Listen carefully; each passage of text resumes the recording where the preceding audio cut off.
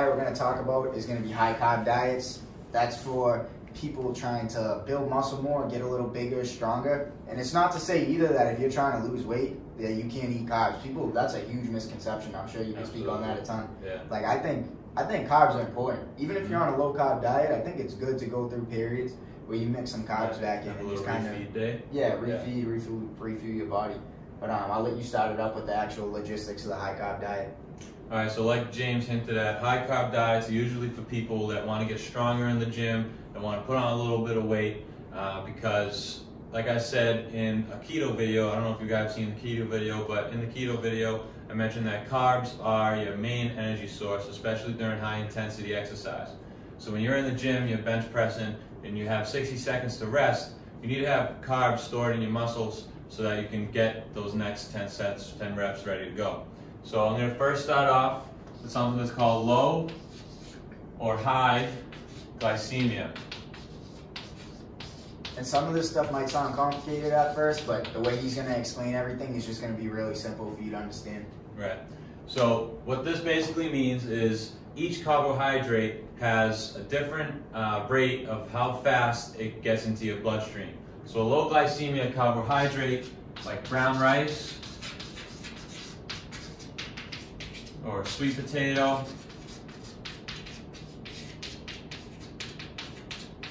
those release into your bloodstream rather slowly. So you're not going to crash like as if you had a high glycemia, which releases fast, like white pasta, which is why after you eat a big dish of pasta, you might pass out. We're both Italian too, so we eat plenty of pasta. A baked potato at times, we eat too much of a baked potato, white potato. What else? White potato, baked potato, white bread. White bread will absolutely do that to you. Yeah, most white stuff, like white bread, white pasta, all that kind of stuff has that same. And so it's not, I'm not saying to avoid these, but typically these are better for people that want to just feel better during the day and get a good nutritional carbohydrate in. I will say though, a high glycemic carbohydrate is great if you plan on working out 2 times in a day. So say you go and you have a 45-minute intense workout on a lunch break, and you didn't really quite finish your lunch, so you go back to work, you come back during after work hours. You need a quick replenish of your muscles' glycogen, and so you want to have a high glycemic carbohydrate to get it into your muscles fast so that you can ready for the next part of your workout. Yeah, that's great post-workout stuff. And if you guys want, let us know too. Drop a comment, send us an email. We can make a whole video about the best pre-workout foods, the best post-workout foods, why they are, all that kind of stuff. So just let us know and we can get into more detail on that. Right. So now times. So the best time I would say to eat carbohydrates, especially if you're trying to gain mass, would be in the morning, right when you wake up, because you're depleted. You just fasted for about 8 hours, hopefully, in the morning. And depending on when you work out, your pre-workout, and then like I said, to replenish your muscles after an intense workout, post-workout. Now I'm not saying don't eat carbohydrates at night. You could eat carbs at night if it fits into your macros. But these are the 3 top times to eat carbohydrates.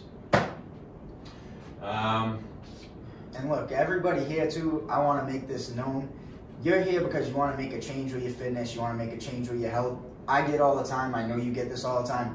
Oh, I really can't eat this, I really can't eat that. If you want to make a change with your health and fitness, giving up a little bit of white bread at certain times should be a no-brainer for you. So we're going to do like a lot of mindset stuff and like that too, but you need to like really commit, like if you want to do this. It comes down to how bad you want it, basically. Yeah, we're not going to, any of these videos, we're not going to sit here and like sugarcoat it for you, like, hey, yeah, you should eat a lot of this at this time. Oh, that's okay. Because if it's not, we're going to tell you that because we want you to get results. That's the goal. Right. And I know with my clients at least, I tell them to avoid this. These is kind of like a great job, great time this week. Go have a little bit of pasta if you want some pasta because it's all about balance. And if you're just sticking to a strict diet, you're not going to last very long. We'll talk about sustainability maybe in another video. Yeah. But before I pass it on to James, one more thing I want to put out is for carbohydrates, so each macronutrient, carbs, protein, fats, has a certain amount of calories in it. So 1 gram of a carbohydrate has 4 kcals or calories in it. So you eat 20 grams of carbs, that's 80 calories.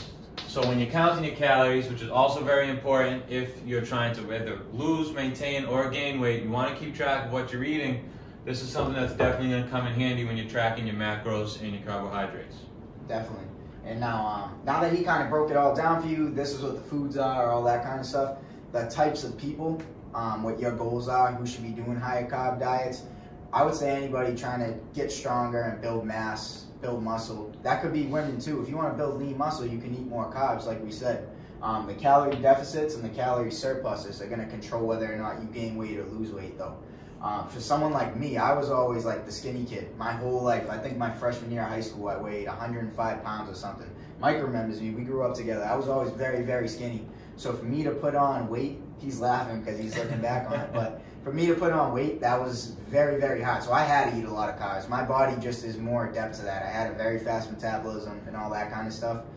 So I was eating even all these kinds of carbs. Like if you're someone who struggles to gain weight, definitely just eat. Focus on eating, getting that calorie surplus. Make sure you're just eating enough. Try to keep it as clean as you can, but you have to eat.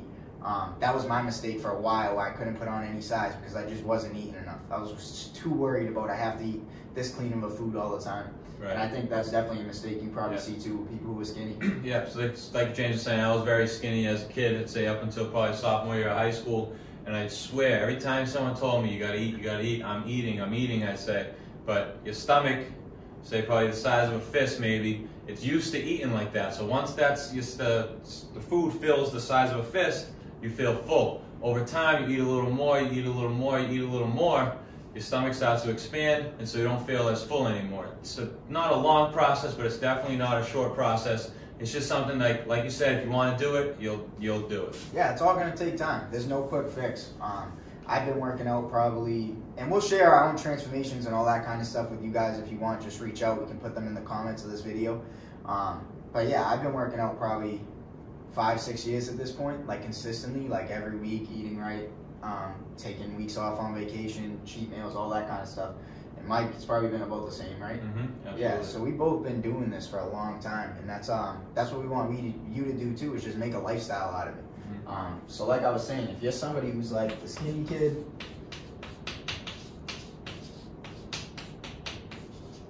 this diet's for you. I'll even put down some quotes that people say. I can't gain weight. Excuse my handwriting. I can't gain weight. Name another quote of someone who's having trouble. Who's for a high carb diet that like whatever it is. Well, what you'll hear today is you're all sticks and bones, kid. Yeah, right. Yeah. If you're hearing you're all sticks and bones, you need to do a high carb diet. STI, can you spell six?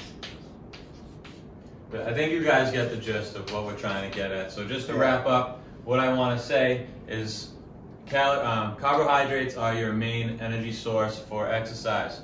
So it goes from carbs, and when there's no more carbs, it goes to fat. And if you're really like out in the jungle somewhere or whatever, and you run out of those, it'll go to protein, but usually not a great energy source for exercise. So main takeaway,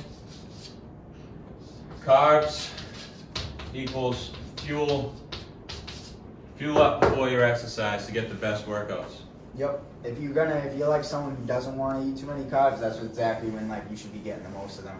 You're gonna get the most out of your workouts too, performance-wise, like Mike's saying. You're gonna get more reps in. You're gonna be able to do the Stairmaster longer. You're just gonna feel better doing it all. So don't feel like carbs are the enemy. That's the goal that we hope we got across to you throughout this training.